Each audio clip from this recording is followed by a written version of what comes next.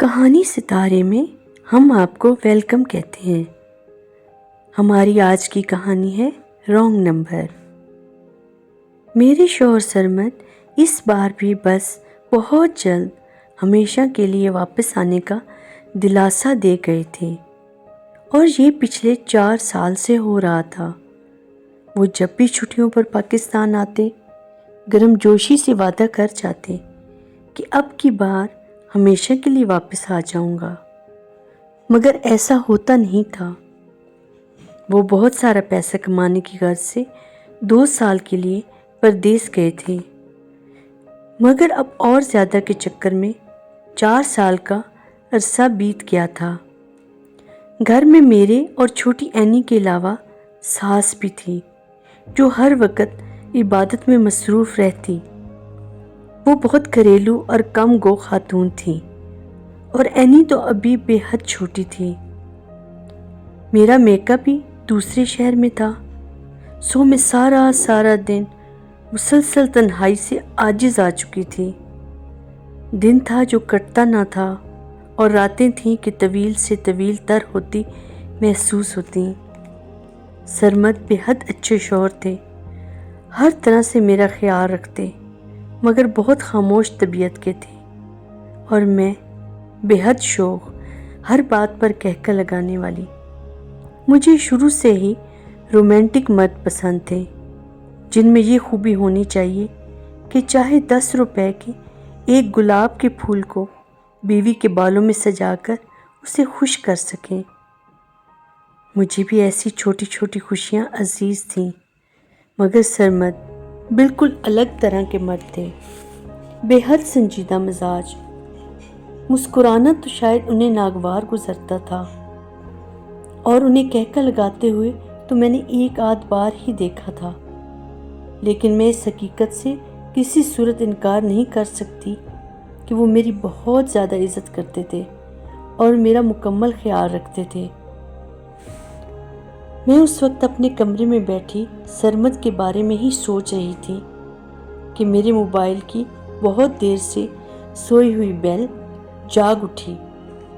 میں نے اپنے موبائل پر ایک ان نون نمبر دیکھ کر پہلے تو یہی سوچا کہ اگنور کر دوں، مگر مسلسل بیل ہونے پر کال ریسیو کر لی۔ دوسری طرف ایک اجنبی بھاری بھرکم مردانہ آواز سن کر میں کچھ جھجک سی گئی اور فوراً ہی کال کاٹ دی، لیکن اس کے بعد بھی اس رانگ نمبر سے کال کی آمد کا سلسلہ جاری رہا۔ 5-6 بار یہ حرکت دہرائی گئی، اور اس کے بعد سرمد کی کال آ گئی، اور میں اس رانگ نمبر کا قصہ بھول کر اپنی باتوں میں مصروف ہو گئی۔ پھر اس رانگ نمبر سے کال آنا تو روز کا معمول بن گیا تھا۔ میں نے یہ نمبر رانگ نمبر کے نام سے موبائل میں سیو کر لیا تھا۔ ایک روز تنگ آ کر میں نے نہایت غصے میں وہ رانگ نمبر والی کال ریسیو کر لی۔ یہ آپ کا مطلوبہ نمبر نہیں ہے محترم، آپ بار بار کیوں تنگ کرتے ہیں؟ آپ کی آواز جتنی پیاری ہے، غصہ اس سے بھی زیادہ پیارا ہے، اور میں شرطیہ کہتا ہوں، آپ اپنی آواز اور اپنے غصے سے زیادہ حسین ہوں گی۔ دوسری جانب سے بہت ڈٹائی سے کہا گیا تو میں نے فون بند کر دیا۔ پھر تو یہ روز کا معمول بن گیا۔ رانگ نمبر والا جب دل کرتا میرا نمبر ملا لیتا۔ ایک دن تو حد ہو گئی، ہماری شادی کی سالگرہ تھی۔ میں رات گئے سرمد سے بات کر کے ویسے ہی اداس تھی، ایسے میں رانگ نمبر بج اٹھا۔ میں نے ایک جھٹکے سے کال ریسیو کی۔ آپ کی آواز سے تو لگ رہا ہے آپ کافی اپسٹ ہیں اور اس وقت تک جاگ رہی ہیں۔ میرا دل ویسے ہی بھرا ہوا تھا، میں پھٹ پڑی۔ آپ جیسے لوگ کسی کا دکھ درد کیا جانے؟ آپ جیسے فارغ لوگوں نے تو صرف تفریحاً فون کالز کرنا ہوتی ہیں تاکہ کچھ انجوائمنٹ ہو، مگر ہر کوئی آپ کی طرح فارغ اور وقت گزاری کے لیے نہیں ہوتا۔ کوئی تنہا ہوتا ہے تو کسی کو تنہائی کا دکھ ہوتا ہے۔ میں ایک شادی شدہ عورت ہوں، ایک بچی کی ماں جس کا شوہر پردیس میں ہے، اور آج ہماری شادی کی سالگرہ ہے۔ میں اکیلی اپنے آنسوؤں کے ساتھ اس دن کو منا رہی ہوں۔ برائے مہربانی آئندہ مجھے فون مت کرنا، ورنہ پھر شاید میں اتنے آرام سے آپ کو یہ بات نہ سمجھا سکوں۔ اللہ حافظ۔ اپنے دل کا غبار نکال کر میں سونے کو چلتی تھی۔ 1 دن، 2 دن، 4 دن، پھر ہفتہ گزر گیا اور وہ رونگ نمبر نہیں آیا۔ نہ جانے کیوں میں بالکل غیر ارادی طور پر اکثر مس کال یا میسج چیک کرتی، مگر وہ نمبر نہیں ہوتا۔ اب جہاں ایک طرف دل کو سکون تھا کہ چلو جان چھوٹی، وہاں ساتھ ہی ایک الگ سا سوالیہ احساس بھی ہوتا کہ جانے کیوں اس نے دوبارہ فون نہیں کیا۔ آخر کار 1 ہفتے بعد پھر وہ رونگ نمبر میرے موبائل پر جگمگا اٹھا۔ میں نے فوراً ہی کال ریسیو کر لی۔ سوری، اس دن آپ شاید بہت افسردہ تھیں۔ دوبارہ بات کرنے کی میری ہمت نہیں ہوئی، لیکن آج دل چاہا کہ آپ سے بات کروں۔ شاید آپ کا غصہ اب تک کچھ ٹھنڈا ہو چکا ہو۔ میں کوئی دل پھینک شخص نہیں، ویسی غلط کال لگ گئی تھی۔ آپ کی میٹھی آواز سنی تو دل نے چاہا کہ بار بار سنوں۔ اور بس ایک بات اور محترمہ، تنہا صرف عورت نہیں ہوتی، تنہا مرد بھی ہوتا ہے، اور اس تنہائی کا آپ کیا کہیے کہ کسی کا ساتھ ہوتے ہوئے بھی آپ تنہا ہوں۔ یہ کہہ کر وہ خاموش ہو گیا۔ مجھے تجسس ہوا تو مجھ سے رہا نہ گیا اور پوچھ بیٹھی، کیا مطلب آپ کا؟ محترمہ، آپ کے شوہر نامدار تو باہر ہے نا؟ مگر میں وہ ذرا دیر رکا تھا، جیسے کچھ سوچ رہا ہو۔ اچھا چلیں، میں اپنا مسئلہ بھی بتا دیتا ہوں۔ مجھے شمائل کہتے ہیں۔ میں ایک بہت کھاتے پیتے گھرانے سے تعلق رکھتا ہوں، خیر سے شادی شدہ ہوں، مگر ایک پرمسرت شادی شدہ زندگی کیا ہوتی ہے اس سے اب تک انجان ہوں۔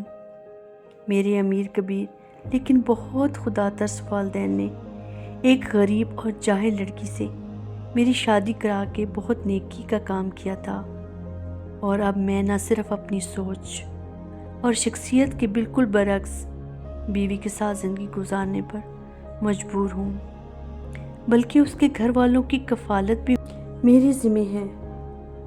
میری بیوی، جسے یہ بھی معلوم نہیں کہ ایک مرد صرف بیوی کی زندگی سے بھری ہنسی سے جی اٹھتا ہے، مگر اسے کیا پتا، وہ رومانس نہیں جانتی۔ اس کا کام صرف لڑنا جھگڑنا اور ہر وقت میکے میں پڑا رہنا ہے۔ اوہ آئی ایم سوری، مجھے نہیں معلوم تھا آپ بھی اتنے دکھی ہیں، میں نے افسوسناک لہجے میں کہا۔ بس پھر کیا تھا، یہاں سے ہماری دوستی کا آغاز ہو گیا۔ شمائل بالکل میری طرح کا تھا، میری طرح کی عادتیں تھیں۔ اسے موسم، پھول، سمندر سے عشق تھا۔ اس سے گفتگو کرنے کے بعد اکثر یہ خیال آتا، اے کاش میرا ہم سفر بھی شمائل جیسا کوئی شخص ہوتا۔ میں شاید اب پہلی والی عورت نہیں رہی تھی، میں جو شادی کے بعد مردوں سے دوستی بڑھانے کو معیوب سمجھتی تھی، رفتہ رفتہ خود اسی جال میں الجھتی جا رہی تھی۔ اب ادھر سرمد کے فون بھی روز آتے اور شمائل سے گفتگو کا ٹائم بھی مقرر تھا۔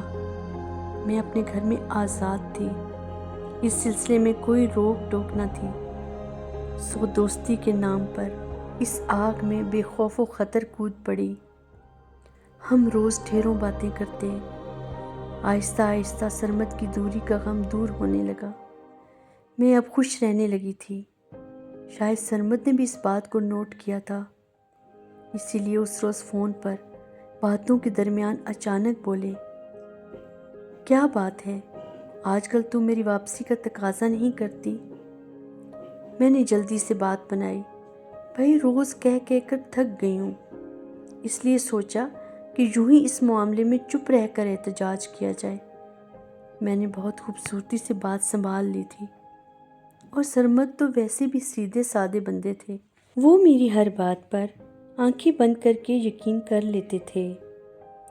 گزرتے وقت کے ساتھ ساتھ میں نے اینی کو اسکول میں داخل کروا دیا۔ اب تو میں شمائل سے اور کھل کر باتیں کیا کرتی تھی۔ یوں یہ دوستی گہری سے گہری ہوتی چلی گئی۔ اور پھر ایک وقت ایسا بھی آیا جب شمائل نے کہا وہ مجھ سے محبت کرتا ہے اور ہمیشہ سے مجھ جیسی کسی ہم سفر کا طلبگار تھا۔ بظاہر تو مجھے شمائل کی یہ بات سن کر ایک جھٹکا سا لگا، مگر جب میں نے تنہائی میں اپنے دل کو ٹٹولا تو خود مجھے اپنے جذبات بھی شمائل سے کچھ الگ نہ لگے۔ اور سچی بات تو یہ ہے کہ اب مجھے شمائل کی اس قدر عادت پڑ چکی تھی کہ اب شاید میرے لیے اس سے بات کیے بغیر رہنا ممکن ہی نہ تھا۔ ایک شادی شدہ مرد اور ایک شادی شدہ عورت کی محبت معاشرے میں کبھی بھی اچھی نگاہ سے نہیں دیکھی جاتی۔ جانے ہماری اس محبت کا کیا انجام ہونا تھا، جو تھی تو غلط مگر بہت بے اختیار تھی۔ اسی فینٹسی میں ایک سال گزر گیا۔ ایک روز فون پر گفتگو کے دوران سرمد نے مجھے اپنے پاکستان آنے کی اطلاع دی، لیکن اب میں شدت سے چاہتی تھی وہ نہ آئے، کیونکہ اس صورت میں شمائل سے دور ہو جاتی، جو مجھے کسی صورت گوارا نہ تھی۔ میں سرمد کے واپس نہ آنے کی دعائیں کرنے لگی، اور پھر قسمت کی خوبی یہ ٹھہری کہ سرمد نے ایک رات فون پر بتایا کہ وہ اپنی کچھ اہم دفتری مصروفیات کی وجہ سے اس سال پاکستان نہیں آ سکیں گے، البتہ کوشش کریں گے کہ اگلے سال ہمیشہ کے لیے میرے پاس لوٹ آئیں۔ اگلے سال کی اگلے سال دیکھی جائے گی، فی الحال تو جو وقت میسر ہے اسے کیش کروانا چاہیے۔ اس سوچ کے ساتھ جب میں نے شمائل کو سرمد کے نہ آنے کے بارے میں بتایا تو وہ بھی خوش ہو گیا۔ اب ہم دونوں روزانہ ڈھیروں پیار بھری باتیں کرتے۔ نہ جانے اس کی بیوی کہاں ہوتی تھی، کبھی پوچھتی بھی تو وہ مجھے خوبصورت باتوں اور خوابوں کی ایسی وادیوں میں لے جاتا کہ میں باقی سب کچھ بھول جاتی۔ وہ بے حد خوبصورت اور جادوئی الفاظ کا استعمال کر کے مجھ پر ایسا سحر طاری کرتا کہ میں سب کچھ بھول جاتی اور باقی وقت بھی اس کے الفاظ میں کھو کر گزار دیتی، خود ہی اس کے بارے میں سوچتی اور مسکراتی۔ میرے اندر کی یہ تبدیلی شاید میری کم گو ساس نے بھی نوٹ کر لی تھی، اور ایک بعد بار میری طبیعت کے بارے میں سوال کیا تھا، مگر میں نے انہیں بھی مطمئن کر دیا تھا۔ وہ ویسے بھی سیدھی سادی خاتون تھیں، میری باتوں پر انہیں یقین تو کرنا ہی تھا۔ ایک دن شمائل نے گفتگو کے دوران مجھ سے ملنے کی فرمائش کر ڈالی۔ یہ خواہش تو میرے دل میں بھی تھی، میں خود اسے دیکھنے کی خواہش مند تھی، مگر چاہتی تھی کہ یہ خواہش اور اظہار دوسری طرف سے ہو۔ سو ایسا ہوتے ہی میں نے فوراً ملنے کی حامی بھر لی۔ میرے لیے گھر سے باہر نکل کر شمائل سے ملنا اتنا مشکل نہیں تھا۔ ملنے کے لیے میں نے دوپہر کا وقت مناسب سمجھا، اور پھر اپنی سہیلی سے ملنے کا بہانہ کر کے میں شمائل سے پہلی بار ایک فاسٹ فوڈ میں ملی۔ شمائل بہت ہینڈسم تھا، بالکل کسی کہانی کے شہزادے کی طرح۔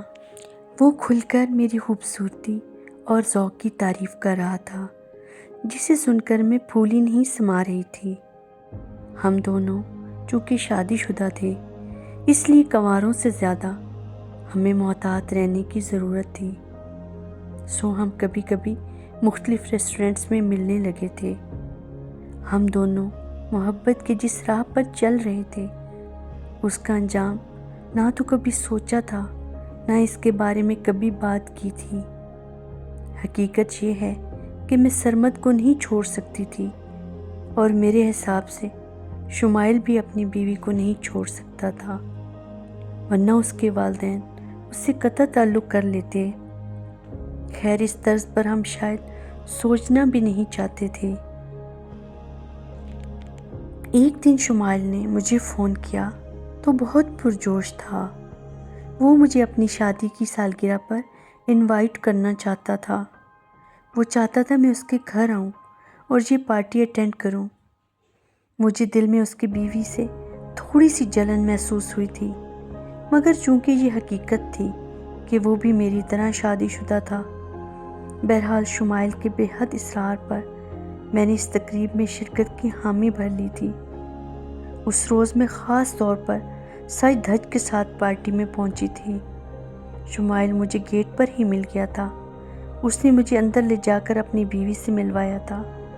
ان سے ملو، میرے جگری دوست سرمد کی مسز۔ اس کے اس جھوٹ پر یا ذہانت پر میں دل ہی دل میں مسکرا اٹھی۔ شمائل کی بیوی مجھے واقعی ایک جاہل خاتون دکھائی دی، جو اس محل نما بنگلے میں کہیں سے فٹ نظر نہیں آ رہی تھی۔ اس کے کپڑے، گفتگو، سب کچھ گاؤں کے لوگوں جیسا تھا۔ مجھے شمائل پر بہت ترس آنے لگا۔ بہرحال چونکہ میں اس پارٹی میں سوائے شمائل کے کسی کو نہیں جانتی تھی، لہٰذا ایک الگ تھلگ سی جگہ کا انتخاب کر کے بیٹھ گئی، جہاں سے میری نگاہیں صرف شمائل پر مرکوز تھیں۔ وہ کسی ریاست کا راجکمار لگ رہا تھا، مگر اس کی بیوی، اس بے جوڑ رشتے پر مجھے افسوس ہی ہو رہا تھا۔ تھوڑی دیر بعد جب تمام لوگ کھانے میں مصروف تھے، شمائل میری طرف آتا دکھائی دیا۔ اب کی بار اس کی چال میں کچھ لڑکھڑاہٹ تھی، جسے میں اس وقت فوری طور پر نہ سمجھ پائی۔ کہو کیسا لگا تمہیں یہ سب کچھ، میرا گھر، میری بیوی؟ اس نے کچھ عجیب لہجے میں پوچھا تو مجھ سے رہا نہ گیا۔ پہلے یہ بتاؤ، مجھے تمہارا لہجہ کیوں اتنا الگ سا لگ رہا ہے؟ آواز اور چال بھی ساتھ نہیں دے رہی، خیر تو ہے؟ میرے اس سوال پر اس نے ایک زوردار کہکہ لگاتے ہوئے کہا، ڈارلنگ، یہ تو ہم لوگوں کی عادت ہے۔ اس سوسائٹی میں بڑے بڑے لوگ پارٹیز میں ڈرنک وغیرہ تو کرتے ہی ہیں۔ اب پلیز تم بھی میری جاہل بیوی کی طرح مجھے لیکچر دینے نہ بیٹھ جانا۔ شمائل اور ڈرنک، یہ سب کیا ہو رہا تھا؟ یہ میں کس چکر میں آ گئی؟ یہ لفظ ہمارے خاندان میں گالی سے زیادہ برا سمجھا جاتا تھا۔ یہ تم کس جہاں میں کھو گئی؟ دیکھا نا میری بیوی کو، تبھی تو سوچتا ہوں کاش تم جیسی کوئی عورت اس کی جگہ ہوتی تو آج میں کس قدر خوش ہوتا۔ مگر خیر، مجھے تم دیر سے ملی، مگر ملی تو ہو۔ وہ لڑکھڑاتی آواز میں یہ سب کہہ رہا تھا اور میں بظاہر اس کی باتیں سن رہی تھی، مگر اندر ہی اندر مجھے انتہائی صدمہ پہنچا تھا۔ چلو آؤ، میں تمہیں باقی کا گھر دکھاؤں۔ تم بھی میری ذوق کی داد دیے بغیر نہیں رہ سکو گی کہ کتنے پیار سے یہ گھر میں نے بنایا اور سجایا ہے۔ میں شمائل کے ساتھ غیر ارادی طور پر چلنے لگی۔ دل میں خوف بھی تھا کہ نشے کی حالت میں کہیں وہ کوئی ایسی ویسی حرکت نہ کر بیٹھے، لیکن ایسا کچھ بھی نہ ہوا۔ اس کا گھر واقعی بے حد شاندار تھا۔ ہم واپس لان کی طرف آنے لگے کہ اچانک اس کی ٹون جیسے بدل سی گئی۔ ارے، میں نے تمہیں اپنا بیڈ روم تو دکھایا ہی نہیں۔ اب میں گھبرا سی گئی تھی۔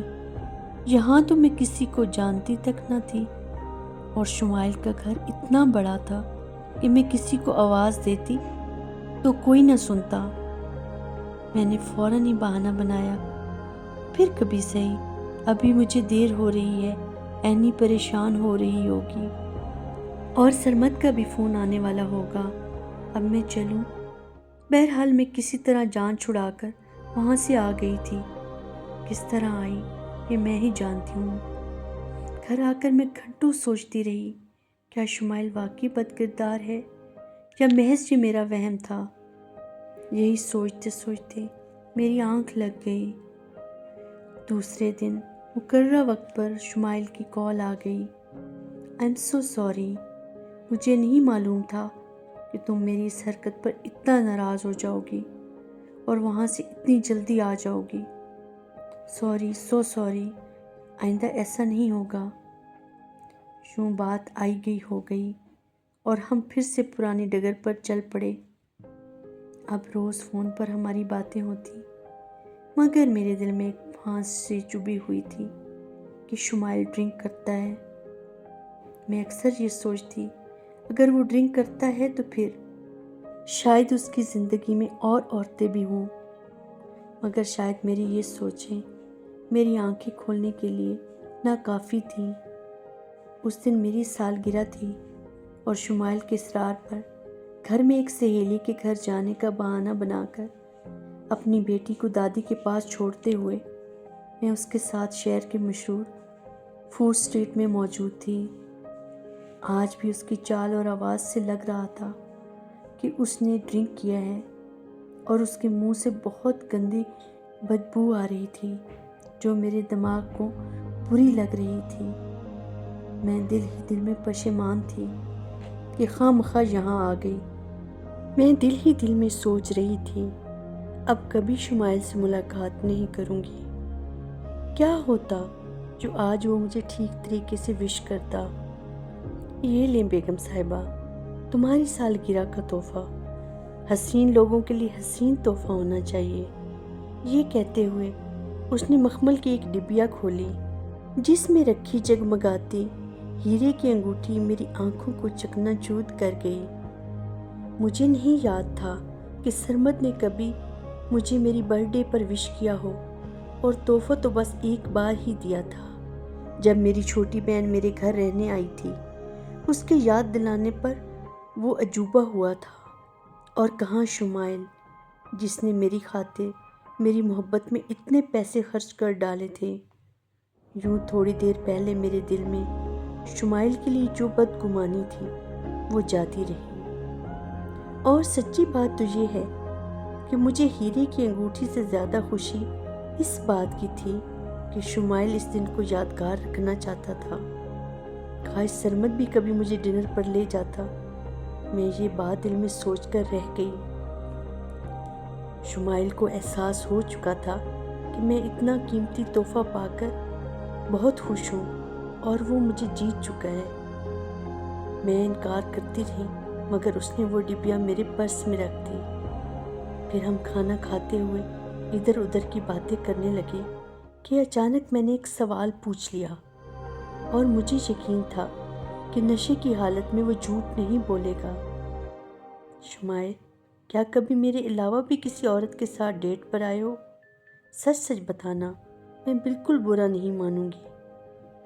مجھے یقین تھا کہ وہ سچ بولے گا، اور ساتھ یہ بھی یقین تھا کہ اس کا جواب یہ ہوگا، نہیں، تم ہی وہ واحد عورت ہو جس کے ساتھ میں ملتا رہا ہوں۔ میرا دل چاہ رہا تھا کہ وہ یہ جملہ ادا کرے جس کے لیے میرے کان ترس گئے۔ سچ سنو گی نا؟ چلو، تم سے تو اب کچھ چھپا نہیں رہا۔ تو میری جان، سچ یہ ہے کہ یہاں بہت عورتیں محبت کی ماری ہوئی ہیں، سب کے ساتھ الگ الگ مسئلہ ہے، اور اب تو مجھے کنواری لڑکیوں سے زیادہ ایسی عورتوں میں کشش محسوس ہوتی ہے جو اپنے شوہر کے ہوتے ہوئے بھی پیار کی متلاشی ہوں۔ یوں کچھ پل محبت کے ان کی مرضی سے انہیں مل جاتے ہیں، اور کچھ مجھے یوں کہہ لو جو مجھے چاہیے ہوتا ہے وہ مجھے مل جاتا ہے۔ میں آنکھیں پھاڑے اسے دیکھے جا رہی تھی۔ آمنہ، مونا، صوفیہ، سمیرہ، ندا، ہما، جانے کتنی عورتیں میری زندگی میں آئیں۔ کچھ کا تو اب مجھے نام بھی یاد نہیں۔ کسی کے ساتھ ملاقاتیں ڈنر تک محدود رہیں، کسی کے ساتھ تعلقات آگے تک گئے۔ ایسی عورتوں کا فائدہ یہ ہے کہ وہ کنواریوں لڑکیوں کی طرح عزت جانے کا رونا نہیں روتی، ایموشنل ڈرامہ نہیں کرتی۔ ہما تو میرے ساتھ 4 دن اور 4 راتیں رہیں۔ وہ لاہور سے میرے پاس آئی تھی۔ اس کا ہسبینڈ بھی ملک سے باہر تھا اور جلد واپس آ رہا تھا، اس لیے ہم نے سوچا اپنی زندگی کو مزید خوبصورت بنانے کے لیے ایک دوسرے کے ساتھ کچھ وقت گزارا جائے۔ یوں ہم دونوں کی موبائل والی دوستی ہوٹل تک پہنچی۔ آج کل اس کا میاں لاہور میں ہی ہے۔ کبھی کبھی فون پر ہیلو ہائی ہو جاتی ہے، بس یا اور کچھ بھی سننا چاہتی ہو، یا پھر ایسا کرو، آج میرے ساتھ گھر چلو، وہیں مل کر آج کے دن کا جشن مناتے ہیں، یا پھر کسی ریسٹورنٹ اور ہوٹل کا روم لے لیتے ہیں اور اس دن کو یادگار بناتے ہیں۔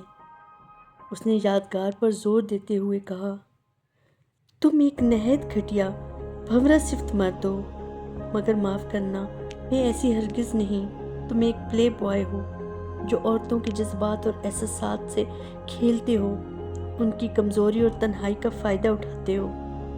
یہ لو اپنی انگوٹھی اور بھاڑ میں جاؤ۔ میں نے اس کی انگوٹھی اس کے منہ پر مارتے ہوئے کہا تو وہ خلاف توقع ناراض ہونے کے بجائے ہنسنے لگا۔ خیر پارسا تو تم بھی نہیں ہو، میں نے کہا تھا نا، یہاں عورتیں محبت کی ماری ہوئی ہوتی ہیں، تنہائی کی ستائی ہوئی ہوتی ہیں۔ اچھا ہوتا اگر ہم دونوں ایک دوسرے کا خیال کر لیتے، مگر تمہاری مرضی، میں کسی کی مرضی کے خلاف کوئی بات نہیں کرتا۔ تمہارے ساتھ گزری ہوئی ملاقاتیں مجھے ہمیشہ یاد رہیں گی۔ یہ سب کہہ کر اس نے ڈٹائی سے دل پر ہاتھ رکھا۔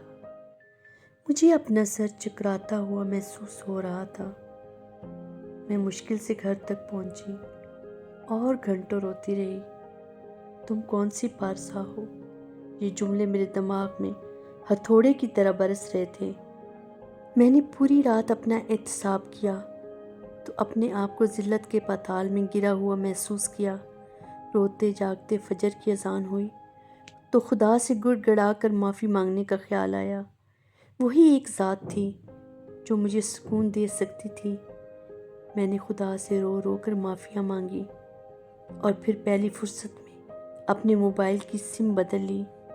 وہ تو شکر ہے شمائل کو کبھی میں نے اپنے گھر کا ایڈریس وغیرہ نہیں دیا تھا اور نہ ہی اس سے مانگا تھا، ورنہ تو ہر وقت میں سولی پر لٹکتی رہتی۔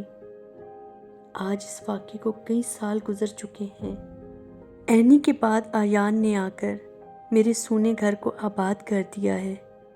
میری ساس فوت ہو چکی ہیں اور سرمد ہمیں اپنے ساتھ کینیڈا لے گئے ہیں۔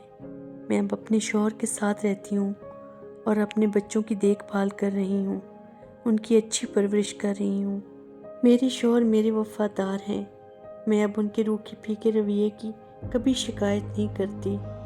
آج میں ہر دم اپنے خدا کا شکر ادا کرتی ہوں کہ انہوں نے مجھے ذلت کی دلدل میں گرنے سے بچایا، اور یہاں میں شمائل کا شکریہ بھی ضرور ادا کروں گی کہ نشے کی حالت میں ہی صحیح اس نے سچ تو بولا۔